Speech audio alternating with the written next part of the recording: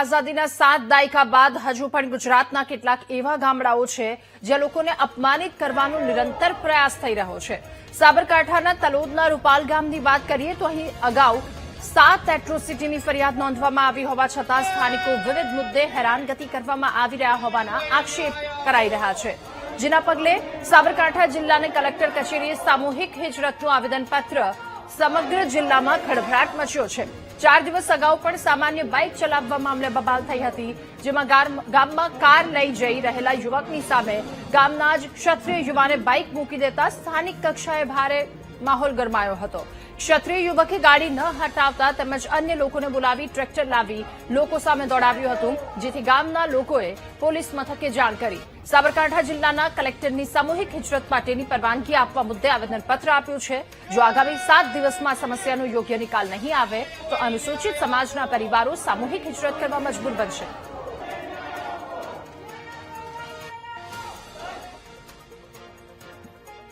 ઝાલા સંદીપસિંહ ગજેન્દ્રસિંહ નાઓએ 15 તારીખે અમારા ઉપર ગાડી નાખેલી, એનો ઠપકો કરતા અપમાનજનક શબ્દો, જાતિવિષયક શબ્દો બોલેલા।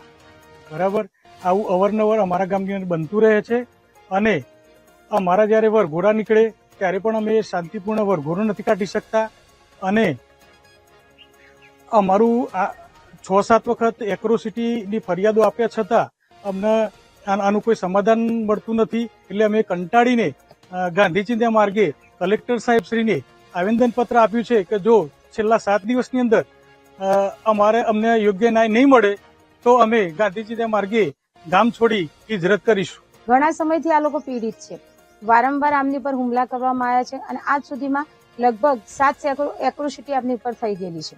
એટ્રોસિટીના કેસ થયેલા છે, કારણ કે પીડિત શું કરે, પોતાના બચાવ માટે એમને ફરિયાદો કરેલી છે। ફરિયાદ થયા પછી ગામ લોકો આવી અને આગેવાનો આવે કે પછી કોઈ રાજકીય લોકો આવે અને આ લોકોને મનાઈ ફોર્સ લાવીને કે સમજાવીને આ લોકોએ એમ કીધું કે અમારે ગામમાં રહેવાનું છે તો આપણે સમજૂતો કરી લઈએ।